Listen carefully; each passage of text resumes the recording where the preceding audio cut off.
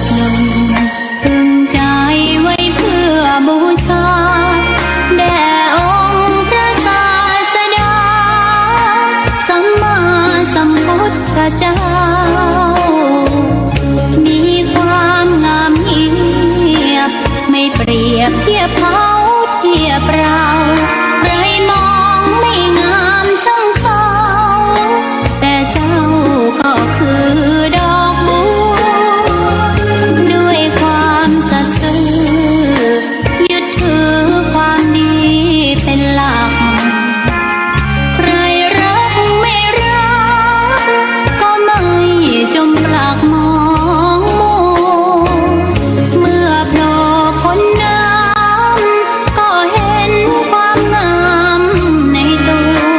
ไม่ยึดติดในตมชั่วขอเป็นดอกบัวดอกดีใคร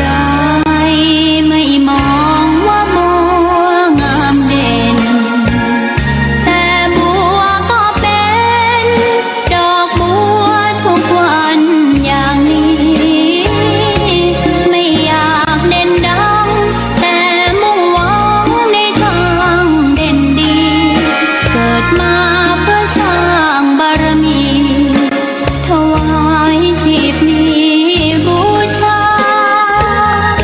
ดอกบัวดอกน้อยเฝ้าคอยคนที่ใจบุญมาโอบเอื้อเกื้อกูลรู้ค่าของบุญเก็บบัวขึ้นมาเพื่อสร้างความดีและสร้างบารมีดังว่าใช้ดอกบัวนี้บูชาพระสัมมาสัมพุทธองค์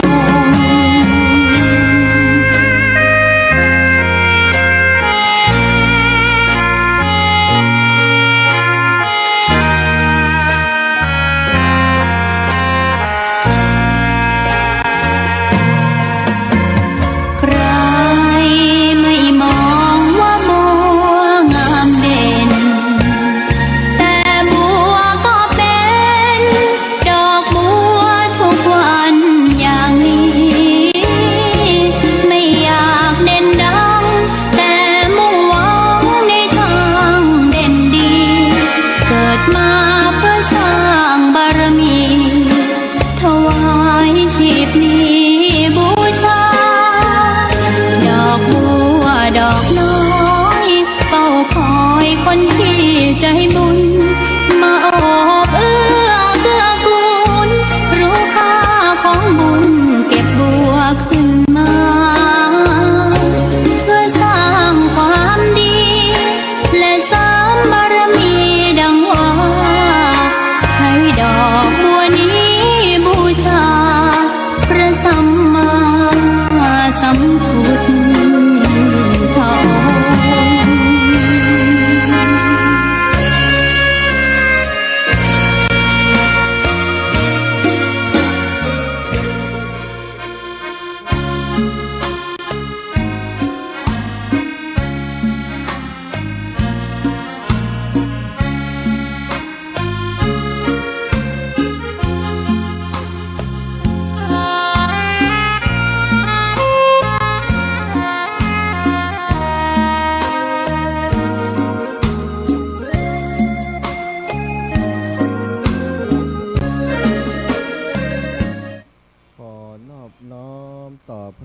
ตนตรัยแก้วเจ้าสามประการน้อมเอาคุณพระพุทธเจ้าคุณพระธรรมเจ้าคุณพระสังฆเจ้าคุณพระอรหันตเจ้าอริยสงฆ์เจ้าชู้ตนชู้องค์ได้เมตตาแผ่บารมีมาเป็นนวโลกุตตรธรรมปกเกล้าเกษาปกห่มรักษาครูบาอาจารย์พระมหาเถระพระเถรานุเถระเพื่อนสหธรรมิกสหพรหมจารีทุกกลุ่มทุกองค์ปกห่มรักษาศรัทธาสาธุชนคนดีเท่าแก่อีพ่ออีแม่ตั้งหลายทุกท่านทุกคน ที่ติดตามรับฟังรายการสารธรรมยามค่ำตั้งสถานีวิทยุเพื่อการศึกษาวิทยาลัยสงฆ์นครลำปางและสถานีวิทยุในเครือข่ายคลื่นสีขาวเพื่อชาวประชาซึ่งออกอากาศรับสัญญาณจากตังสถานีวิทยุวิทยาลัยสงฆ์นครลำปางและในลิงก์พอดจัดรายการของอาตมาไลฟ์สดของอาตมาภาพไปออกอากาศตั้งหลายสถานีอยู่หนึ่งในนั้นก็มีสถานีวิทยุของวัดฝายหินโดยเมตตาของครูบาอาจารย์ท่านพระครูสมุวิสุวัตรวรกิจโจสมปานเจ้าอาวาสวัดฝายหินก็เมตตาก็สัญญาณลิงก์สัญญาณมาตังเจียงใหม่คือพี่น้องตังเจียงใหม่ได้สรับฟังพร้อมกันอยู่ในขณะนี้ต้องขอบคุณครูบาอาจารย์เป็นอย่างสูงเน้อครับศรัทธาญาติโยมพบปะกันวันนี้นะวันที่27เดือนพฤษภาศักราชพระพุทธาได้2568พระวสาเป็นวันอังคารเนาะศรัทธาพบปะกันวันนี้ก็จะได้ปาศรัทธาญาติโยมสนทนาธรรมด้วยกันเนาะเป็นสารธรรมยามค่ำเรื่องราวดีๆเรื่องราวที่มีประโยชน์เรื่องราวที่เกี่ยวกับการดำรงชีวิตการดำเนินชีวิตของหมู่เฮาเจ้าข้าทั้งหลายวันนี้ก่อนที่จะอุสารธรรมต่างๆประกาศประชาสัมพันธ์งานต่างๆของเครือข่ายของครอบครัวคลื่นสีขาวและของ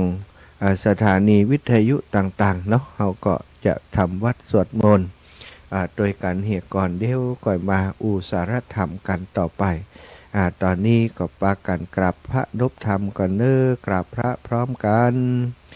กราบหนึ่งพุทโธเมนาโธกราบสองธัมโมเมนาโธกราบสามสังโฆเมนาโธอิมินาสกาเรนะพุทธังอภิปูชยามิอิมินาสกาเรนะธัมมังอภิปูชยามิอิมินาสกาเรนะสังฆังอภิปูชยามิอะระหังสัมมาสัมพุทโธภควาพุทธังภควันตังอภิวาเทมิกราบสวากขาโตภควตาธัมโมธัมมังนะมัสสามิกราบสุปฏิปันโนภควโตสาวกสังโฆสังฆังนะมามิกราบนะโมตัสสะภะคะวะโตอะระหะโตสัมมาสัมพุทธัสสะนะโมตัสสะภะคะวะโตอะระหะโตสัมมาสัมพุทธัสสะนะโมตัสสะภะคะวะโตอะระหะโตสัมมาสัมพุทธัสสะพุทธังสารนังกัจฉามิธัมมังสารนังกัจฉามิสังฆังสารนังกัจฉามิตุติยัมปิพุทธังสารนังกัจฉามิตุติยัมปิธัมมังสารนังกัจฉามิตุติยัมปิสังฆังสารนังกัจฉามิตาติยัมปิพุทธังสารนังกัจฉามิตาติยัมปิธัมมังสารนังกัจฉามิตาติยัมปิสังฆังสารนังกัจฉามิอิติปิโสภะคะวะอะระหังสัมมาสัมพุทโธวิชชาจารณะสัมปันโน สุขโตโลกาวิทูอนุตตโรปุริสัทธัมมสารติสัทธาเทวมนุษย์สานังพุทโธภาคาวาติสาวาคาโตภาคาวาตาธัมโม สันทิฏฐิโกอะกาลิโกเอหิปัสสิโกโอปันนาญิโกปัจจตังเวทิตาโพวินโยหิติสุปฏิปันโน ภาคาวะโตสาวกสังโฆอุชุปฏิปันโนภาคาวะโตสาวกสังโฆยายาปฏิปันโนภาคาวะโตสาวกสังโฆสามิจิปฏิปันโนภาคาวะโตสาวกสังโฆยะทิทางจัตตาลิปุริสัญยุคานิอัตถะ ปุริสปุคะลาเอสะภะคะวะโตสาวกสังโฆอาหุนายโยปาหุนายโยทักขินายโยอัญชลิกระนิโยอนุตตรังปุญญเขตังโลกัสสติสัทธาญาติโยมกราบพระพร้อมกันเน้อกราบหนึ่งพุทธังวรันตังสิราสานะมามิกราบสองธรรม ธัมมังวรันตังสิราสานะมามิกราบสามสังฆังวรันตังสิราสานะมามิไหวพระสวดมนต์เรียบร้อยนะต่อไปก็จะได้สนทนาอุจาสารธรรมกับศรัทธาญาติโยมพี่น้องหมู่เฮาเจ้าข้าทั้งหลายเน้ออีปออีแม่ทั้งหลายพบปะกันค่ำนี้แรงนี้สถานีชัดเจนดีแต่เสียงไม่ชัดเจน เสียงคนจัดนะ วันนี้เป็นวัดเน้อศรัทธาถ้าจะเป็นวัดละเนาะศรัทธาเฮ้ยก็ขอบคุณกับศรัทธาญาติโยมทุกคนทุกท่านเน้อติดตามเป็นกำลังใจให้กำลังใจกับอาตมาภาพได้ติดตามรับฟังรายการที่อาตมาภาพจัดทุกวันเนาะบางพ่องก็ได้โทรมาบางพ่องก็บ่ค่อยได้โทรมากันบางครั้งบางทีศรัทธาญาติโยมก็เกรงใจเวลามีน้อยนะอาตมาจะเปิดสายน้อยแล้วก็ส่วนใหญ่ก็บ่ค่อยได้คือศรัทธาญาติโยมได้อูเมินสักเท่าใด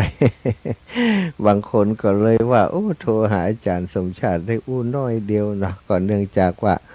เวลามันมีน้อย1 ชั่วโมงนี่อู้กันไปมาแป๊บเดียวก็หมดเนาะศรัทธา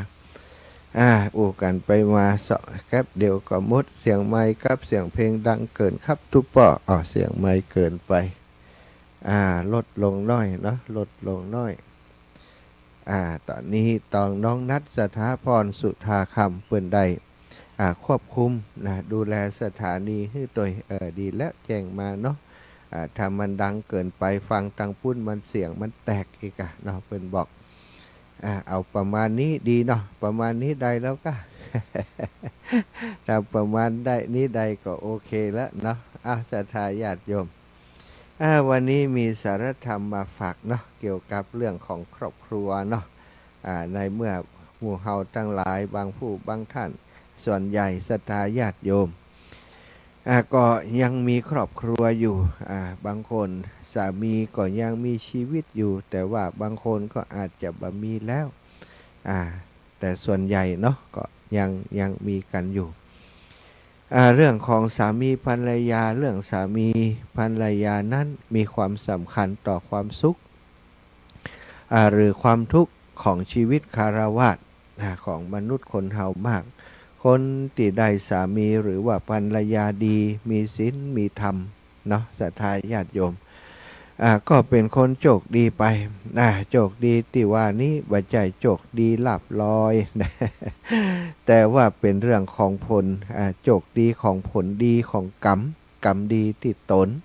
ได้ตั้งไว้ที่ทำไว้ในอดีตแล้วก็ได้สั่งสมอบรมไว้ในปัจจุบันทำให้ ได้มาพบปะกับกูชีวิตที่ดีได้สามีที่ดีได้ภรรยาที่ดีหากได้ตรงกันข้ามนะก็ถือว่าเป็นโชคร้ายเป็นโชคร้ายโชคร้ายมากเป็นคนบ่มีศีลธรรมโดยกันทั้งสองฝ่ายก็มีบางครั้งก็ทั้งสองฝ่ายดียังดีเสียกว่าฝ่ายหนึ่งมีศีลธรรมอีกฝ่ายหนึ่งบ่มีศรัทธาถ้าบ่มีด้วยกันถึงสองคู่มันปั๊บมันอยู่ด้วยกันมันก็ตุกด้วยกันถึงสองเนาะผัวแก้วเมื่อก๊อกนะดีผัวดาเมียก็ดาตีกันตึงวันก็อยู่ด้วยกันได้อันนี้ก็ดีไปอย่างนะถ้าบ่ดีถึงสองคนนี่นะถ้าดีฝ่ายบ่ดีฝ่ายนี่โอ้ลำบากเนาะเพื่อนบอกว่าเข้าแบบตามเทวดาอยู่ร่วมกับปีศาจนะถ้าผัวดีเมียบ่ดีนะผัวก็เป็นเทวดาเมียก็เป็นปีศาจถ้าเมียดีผัวบ่ดีก็เมียเป็นเทวดาผัวก็เป็นปีศาจนะหรือว่าปีศาจร้ายอยู่ร่วมกับเทพธิดาแบบนี้มันทรมานเนาะศรัทธาคนดีเมื่อมาอยู่ร่วมกันร่วมกับคนบ่ดีต้องมีความอดทนมากบ่มีความสุขในชีวิตสมรสอันนี้รายใดจ้าว่ายังใดจ้าเสียงบ่ดีกะมีปัญหายังกะวันฝันมันจะได้ยินน่ะลูกอย่าได้มันได้ยินนี่แม่ก็ว่ามาถามลูกเนี่ยเอาสายอื่นอยู่บ้านฟ่อนเป็นยังใดฟ่องเอาเช็คสถานีกำเนอะจะเช็คสายอื่นกำที่บ้านฟ่อนเนอะเอาที่บ้านฟ่อนเอาแถวบ้านฟ่อนโยมน้องสมจิตอินทราวิจิตแจ้งมาจิมแล้วบ้านพ่อนเป็นยังใดอีแม่เปิ้นบอกว่าบ้านพ่อนบ่ได้ยินบ้านอื่นๆได้ยินก็ใกล้บ้านพ่อนก็ได้เช็คกรรมเนอะเช็คพอกรรมเนี่ยเกิดอะไรขึ้นว่าได้ยินคืออะไรคือว่ามันบ่มีเสียงออกวิทยุเนาะชะตาญาติโยมบ้านฟ่อนเนื้อน้องสมจิ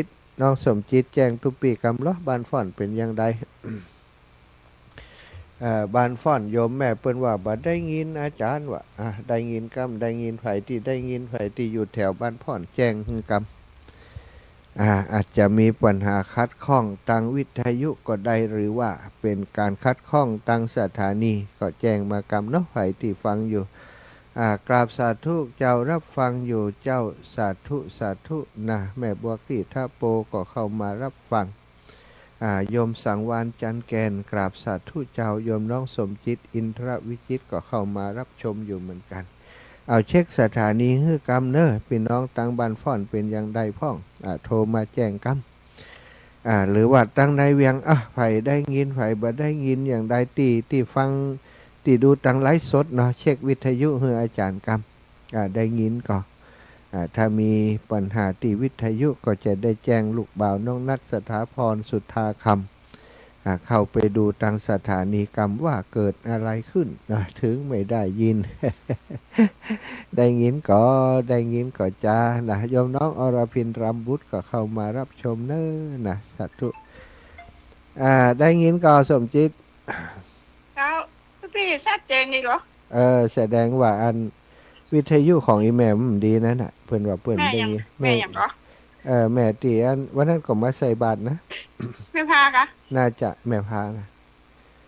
ชัดเจนดีเจ้าโอเคดีละสาธุเนอะปอละเนอะสายเดียวปอละสาธาสายอื่นต้องโทรมาละแสดงว่าเป็นตีวิทยุเนอะโยมแม่แม่กาบแก้วแหมสายก็ได้แม่กาบแก้วชัดแม่ยังได้ยินจัดดีแล้วเจ้าจัดดีแล้ววันผูกไปบิณฑบาตได้ก่อฝนตกก่อวันผูกไปบิณฑบาตได้ก่อฝนตกมาเกิดดีจ้าโอเคเนาะจนยุดก่อนเนาะจะวันอื่นก่อนเนอะจะอันผูกจะไปถูกหัวช้างก่อนปอละเนื้อชาทาสองสายปอละรับทราบผลเนาะศรัทธาญาติโยมตะกี้อูถึงเรื่องของสามีภรรยาเนาะถ้าดีกับดีนี่สุดยอดมีปัญหาศีลเสมอกันทำเสมอกันอยู่ด้วยกันมีความสุขแต่ถ้าดีกับบ่ดีนี่โอ้ค คนหนึ่งจะต้องอดทนมากมายกว่าจะอยู่ด้วยกันได้ต้องมีความอดทนต้องมีความอดทนอีกฝ่ายหนึ่งต้องอดทนได้รับผลกระทบนะตลอดเวลาต้องอดทนเอาถึงจะอยู่ได้ถ้าบัดนี้ถึงสองฝ่ายนี่ก็อดถึงสองฝ่าย ต้องอดทนถึงสองฝ่าย ถึงจะอยู่ด้วยกันได้สถานนะโดยปกติแล้วเนาะเรื่องราวของการครองชีวิตเป็นฆราวาสนั้นมีเรื่องราวที่ต้องคบคิดหรือว่าเรื่องราวที่จะต้องจัดการดำเนินการหลายอย่างเริ่มตั้งแต่เรื่องราวของความเป็นอยู่ที่อาศัยที่อยู่ที่กินเนาะทุกอย่างทุกประการสถาญาติโยมเป็นเหตุให้ฆราวาสนี้มีทุกข์มากมีภาระมากมีเรื่องที่จะต้องวิตกกังวลอยู่มากแต่หากได้เพื่อนร่วมชีวิตที่บัดดีเข้าไปแหมนี้ความทุกข์นั้นก็จะเพิ่มขึ้นหลายเท่าตัวหลายเท่าตัวต่างฝ่ายหญิงก่อนเนาะสถาผู้หญิงที่ได้สามีดีเพียงคนเดียวเสมือนมีเปื้อนที่ดีถึง10 คนเปื้อนดี10 คนอาจจะสู้บ่ได้เสียอีกเพราะเขาเป็นได้ทุกอย่างเป็นทั้งเพื่อนร่วมชีวิตเป็นเปื้อนเป็นปี่เป็นป่อนะเป็นตีปึ่งคุ้มครองเขาได้คือความสุขได้หลายแบบนะนี่ก็มีเยอะนะว่าใจว่าบ่มีคนที่ได้สามีเป็นคนดีเนี่ยศรัทธาญาติโยมอัน เป็นเหมือนปี่เหมือนป่อนะบางคนนี่เป็นสามีที่ดีมากดูแลภรรยาคือความเอาใจใส่นะคืออำนาจคือความเอาใจใส่อุจาโดยถ้อยคำที่ดีบ่เบียดเบียนนะเหมือนกับป่ออยู่กับลูกเหมือนกับปี่อ้ายอยู่กับน้องสาวเนี่ยอยู่กันอย่างมีความสุขคือความสุขได้หลายแบบแต่แม่ยิงที่ได้สามีบดีเหมือนกับมีเชื้อโรคหรือเนื้อร้ายอยู่ในกายเป็นสิ่งที่น่าสงสารเขาจะได้ยินอยู่เสมอศรัทธาญาติโยมโดยเฉพาะในช่วงนี้เนาะเดี๋ยวนี้ปัจจุบันนี้สื่อต่างๆมันเร็วนะผัวสามีภรรยาตีหัวกันนี่ มันหลงข่าว ปุ๊บตีกันบางทีน่าเศร้าสลดสะท้านถึงกับฆ่ากับฟันกับเนี่ยกันตีโหดร้ายมากเนาะหันในคลิปในข่าวนี่ก็อินดูสงสารผู้หญิงที่ได้สามีบดีนะสามีบดีก็เหมือนกับเชื้อโรคที่อยู่ในตัวในกายเฮาศรัทธาญาติโยมมันคอยจะเบียดเบียนคอยจะคือความทุกข์แก่เฮาตลอดเวลาอันนี้สำหรับฝ่ายหญิงนะลำบากส่วนฝ่ายชายที่ได้ภรรยาดีเพียงคนเดียวก็เหมือนกันนะเหมือนกับได้มีเปื้อนที่ดีถึง10 คนสถาเพราะเธอเป็นได้ทุกอย่างเป็นเพื่อนร่วมชีวิตเป็นมิตรร่วมใจเป็นเสมือนแม่เป็นบรรดาเป็นน้องเป็นคนคอยรับใช้คือสนองความต้องการที่สามีประสงค์คือความสุขแก่สามีได้หลายรูปแบบเป็นเพื่อนชีวิตเป็นเพื่อนร่วมชีวิตที่สนิทสนมที่สุดพระพุทธเจ้าจึงทรงรับรองไว้ว่าภรรยานั้นเป็นมิตรที่ยอดเยี่ยมภรรยาปรมาสขาแต่ต้องหมายถึงภรรยาที่ดีนะศรัทธาญาติโยมถ้าภรรยาที่ดีนี่ก็เหมือนกับเฮามี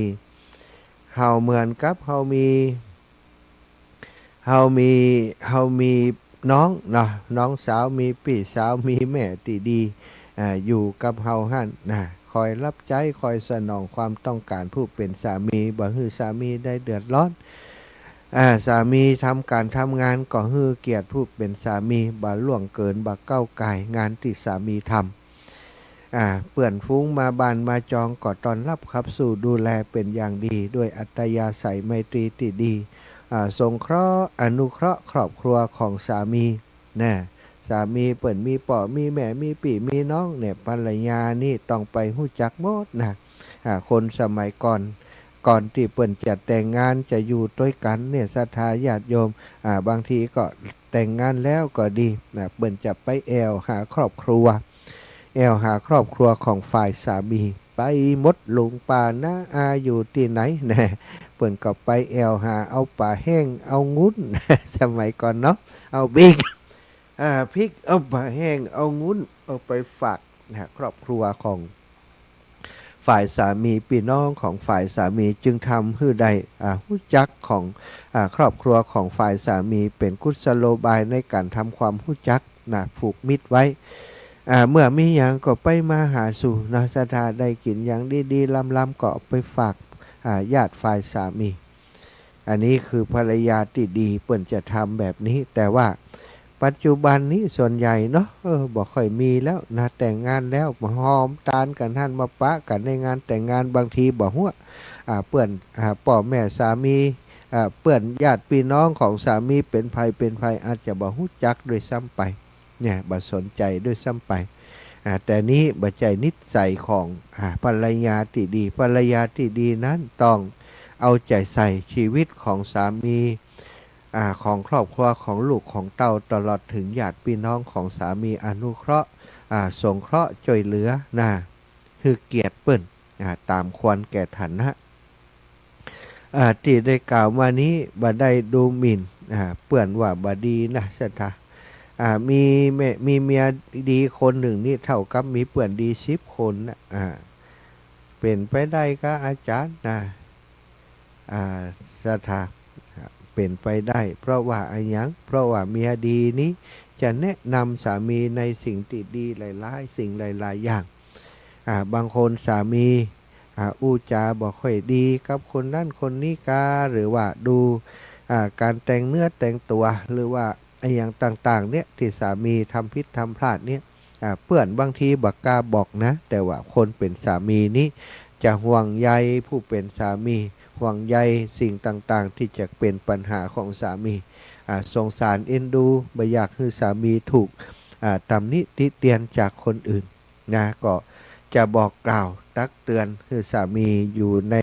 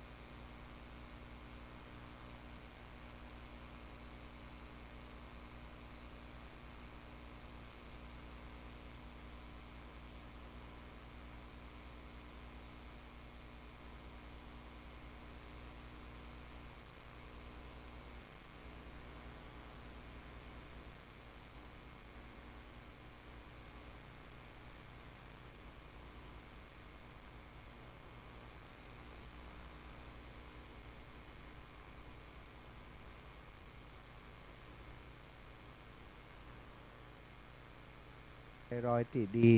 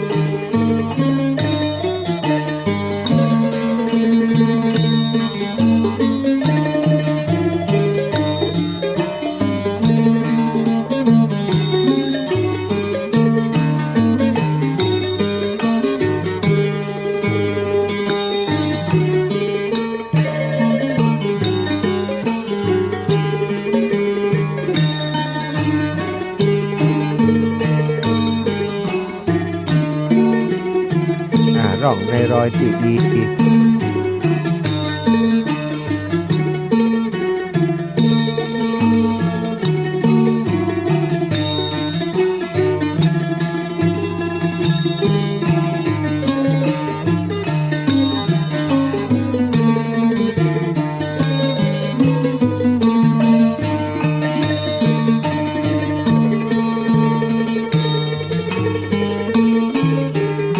ร่องในรอยที่ดี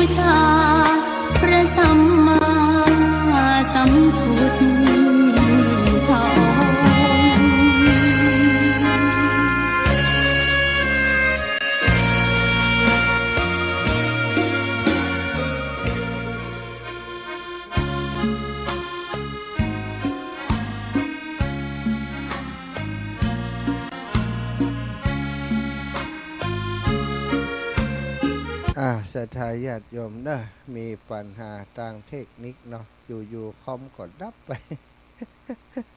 ปวดหัวกับคอมพิวเตอร์นี่เต้นนะมันเป็นอย่างของวันเนาะว่าโดนไวรัสกันโดนอย่างกันเนาะอยู่ๆก็ดับไปน่ะขอบคุณศรัทธาที่โทรมาเนอะแต่กี้ใจโทรศัพท์ติดต่อประสานงานไปหาช่างเทคนิคเนาะก็เลยบ่สะดวกที่รับโทรศัพท์ศรัทธาญาติโยมก็เลยต้องตอนศรัทธาญาติโยมโทรมาก็ต้องปิดก่อนนะเพราะต้องติดต่อใจโทรศัพท์ติดต่อกับน้องนัดช่างเทคนิคของสถานีซึ่งตอนนี้ก็เกาะเรียบร้อยแล้ว ปัญหาในการออกอากาศก็เป็นอย่างเอี้ยนะศรัทธามักจะเป็นบ่อยๆเหตุโดยช่วงนี้เดี๋ยวต้องไปเช็คก่อนว่าคอมพิวเตอร์ของอาตมามันมีปัญหาอะไรอย่างเมื่อเกิดอะไรอย่างขึ้นกับระบบของคอมพิวเตอร์ตอนนี้ก็ดูเหมือนจะเลอร์อยู่นะเนาะมันเป็นอย่างถ้าได้ยินแล้วก็โอเคเนาะในที่นี้ก็ไลฟ์สดไปตัวศรัทธาไลฟ์สดก็ถ้าจะใจใดอยู่เนาะขอบคุณเนอะศรัทธาญาติโยมตั้งไลฟ์สดก็ถ้าจะใจใดอยู่ไลฟ์สดถ้าจะใจใดอยู่ตอนนี้เป็นเรื่องของทางเทคนิคที่มันขัดข้อง ขัดข้องไปเนาะตอนนี้ก็จัดการดำเนินการละให้น้องนัดเป็นดูแลให้ละนะเอาได้ละได้โอเคได้แล้วเรียบร้อยละตุลุงครับถวายความเคารพครับถวายความเคารพครับผมอาจารย์ไม่นานเลยไอ้มันคอมพิวเตอร์อยู่ดีๆก็มีอะไรไม่รู้ขึ้นมามันเกี่ยวกับฝนด้วยฮะไม่ใช่คอมพิวเตอร์ที่ผมเนี่ยตุลุงตอนนี้ก็ไม่ค่อยชัดเท่าไหร่นะเอาเลยจ้ะมีแทรกเป็นมีแทรกเป็นคลื่นเลยโอเคครับเอาเลยจ่าสาธุเทปเป็นเทปนี้นะครับจ่าสาธุครับตุลุงครับครับถวายความเคารพครับศรัทธาญาติโยมเดี๋ยวอีกนิดนึงนาทีกี้มันตันจบแต่นะ มันตันจบแต่เอาต่อแหบน้อยกันแล้วกันนะต่อให้จบติไปตะกี้เรื่องของสามีเรื่องของสามีภรรยาเนาะแต่ตะกี้นะเรื่องสามีภรรยาเอาให้จบก่อนนะได้ผัวดีก็เหมือนได้ปีอายได้ป่อนะได้เพื่อนที่ดีถึง10 คนจะได้ภรรยาที่ดีก็เช่นเดียวกันนี่ก็เพราะเพราะว่าคู่ชีวิตนั้นมันอยู่ด้วยกันกินด้วยกันตลอดชีวิตจะหาเพื่อนที่ไหนที่อยู่ด้วยกันอย่างอีเพื่อนก็เตือนที่จะเตือนเท่าแต่ก็หายากบอกค่อยมีที่จะมาตักเตือนแต่ว่าภรรยาเนี่ยมีคนหูข่าวหรือว่าหันอย่างที่มันจะบดีต่อสามีก็บอกก็ตักเตือน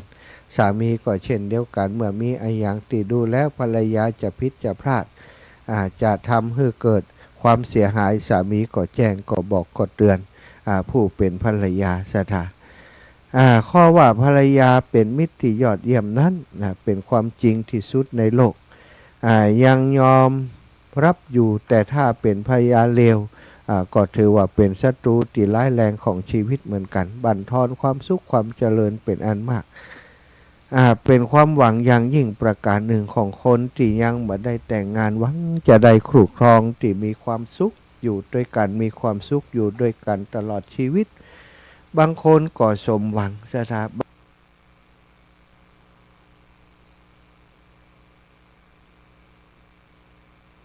บางคู่ก็บ่มีอย่างร้ายแรงนักสามารถปรับปรุงแก้ไขได้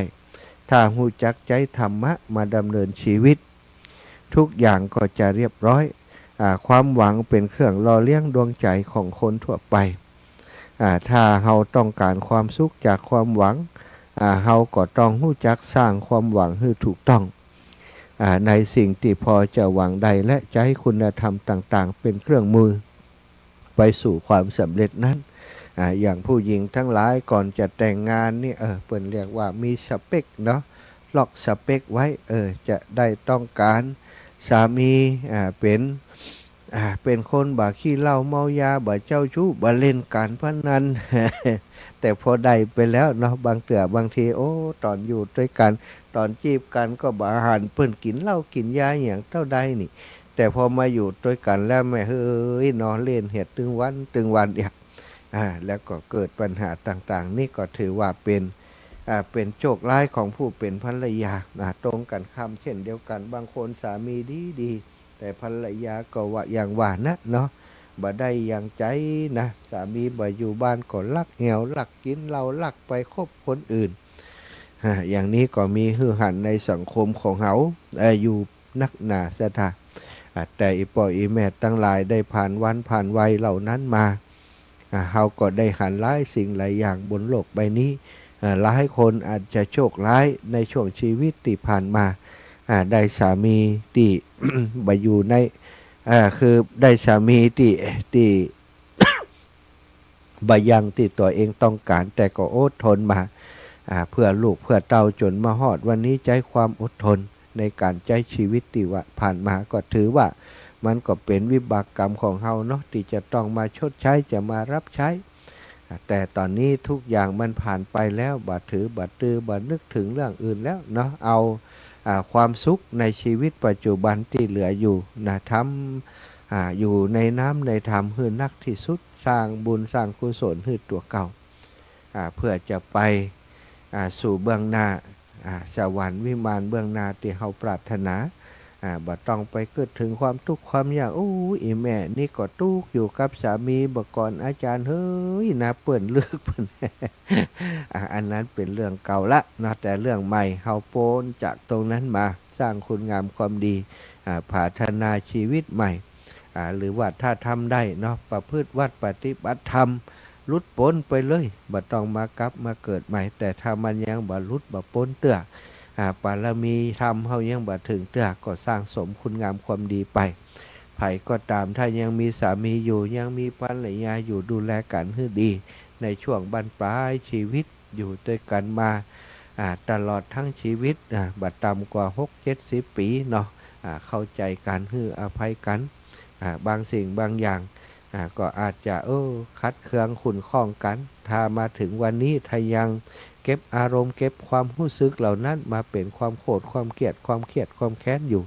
ก็ถือว่าเฮาบ่พ้นเนาะบ่พ้นทุกข์บ่พ้นจิตใจเฮาบ่พ้นเพราะฉะนั้นทำจิตใจให้มันพ้นไปก่อนเรื่องราวต่างๆที่มันผ่านมาให้มันผ่านไปอย่าได้เก็บมาใส่ใจให้มันมาทุกอกทุกใจเฮาแหมศรัทธาญาติโยมพอเวลาแล้วก็คงจะเป็นเวลาที่จะให้ศรัทธาโทรเข้ามาเนาะโทรเข้ามามาจากกันสักน้อยก็เดียวจะได้เข้ารายการให้ท่านอาจารย์เสน่ห์กาลงเข้ารายการไปตังเชียงใหม่อยู่เนาะศรัทธา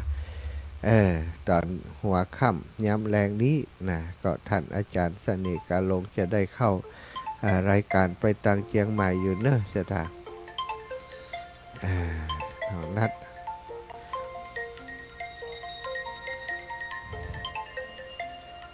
ศรัทธา เจริญปอนแม่แหละแสดงว่าอันเนี่ยก็พอดสถานีมันบดีแล้วแม่น้องนัดตันให้โทรอยู่เนาะเดี๋ยวเนอะบัดได้เรื่องแล้วแม่โปรแกรมนี้ก็มีปัญหาโปรแกรมนั่นก็มีปัญหารายใดมันเหมือนหู้นี้เดี๋ยวจะเอาแต่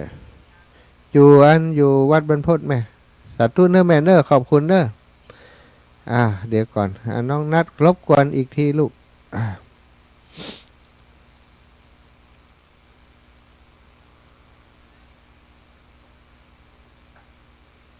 ปอดถ้าจะได้เปลี่ยนโน้ตบุ๊กใหม่แล้วลูกมันเป็นอย่างนี้เดี๋ยวนี้อันลิงก์ก่อนรุดแถมว่าลูกอันตีเฟซบุ๊กนี่ได้ก็ลูกเดี๋ยวผมเอาไปลิงก์นะครับเพราะลูกพอต้องเฟซบุ๊กจะได้คำถาม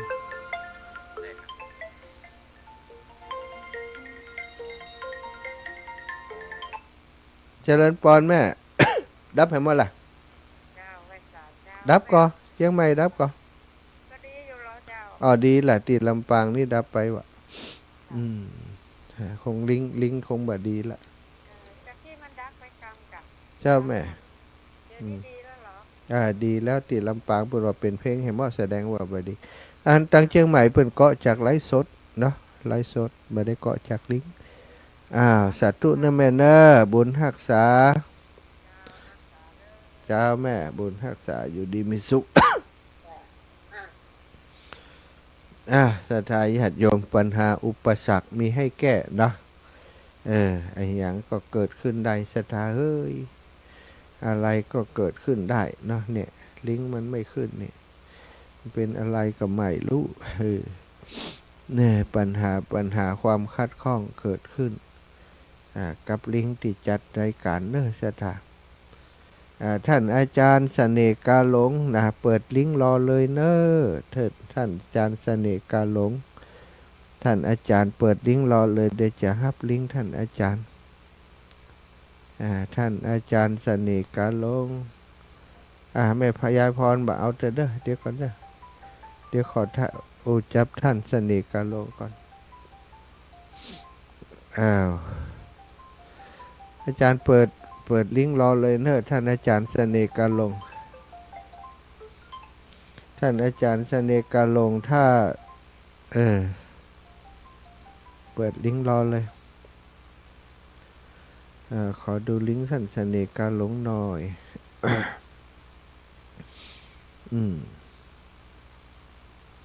รับลิงก์เสน่ห์กาหลงดูหน่อยศรัทธาญาติโยมปัญหาอุปสรรคในการออกอากาศก็คืออินเทอร์เน็ตนะท่านอาจารย์เปิดลิงก์แล้วยังเปิดแล้วล่ะเดี๋ยวผมมาเข้าไปศรัทธาเปิดแล้วอะของท่านเสน่ห์อันใดอันนี้ย้ำใจอันนี้ก็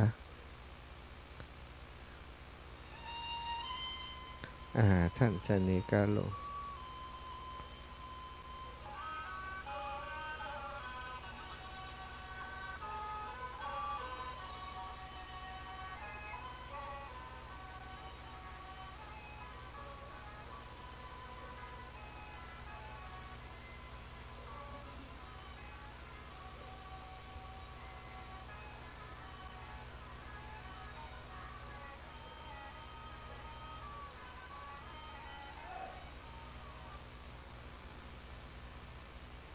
เสียงไมค์ไม่ออกในไลฟ์สดก็ไม่ออกครับออกยังตอนนี้ลูกเสียงไมค์ไม่ออกเลยออกไหมมีแต่เสียงซ่าๆครับน่ะมันพอลิงก์ก็บอกออกเอาเสียงไมค์ออกไหมครับตอนนี้เสียงไมค์ออกหรือยังเสียงไมค์ออกหรือยังมีแต่เสียงซ่าๆครับเสียงได้แต่เสียงซ่าครับในไลฟ์สดก็ไม่ออกครับเสียงไมค์ไม่ออกศรัทธาญาติโยมเปิดเพลงเถอะเนาะฮับสายก็บ่ฮู้เรื่องกันละเพลงก็จะออกบ่ออกบ่ฮู้เนอะเพลงก็บ่ออกแล้วก็นี่พอลิงก์ตั้งนี้มันก็ขึ้นอยู่เนาะปวดหัวกับสิ่งมูนี้ยายพรได้ยินหรือเปล่า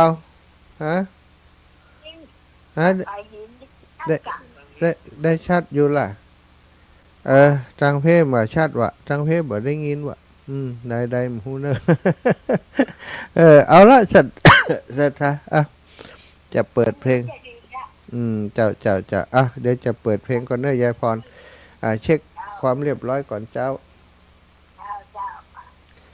ศรัทธาญาติโยมที่ได้ยินอยู่เนาะก็ขอลารายการก่อนเดี๋ยวจะได้เช็คระบบแห่งกรรมเนอะจัตตารโอธรรมาวัฏันติอายุวันโนสุขังพระลัง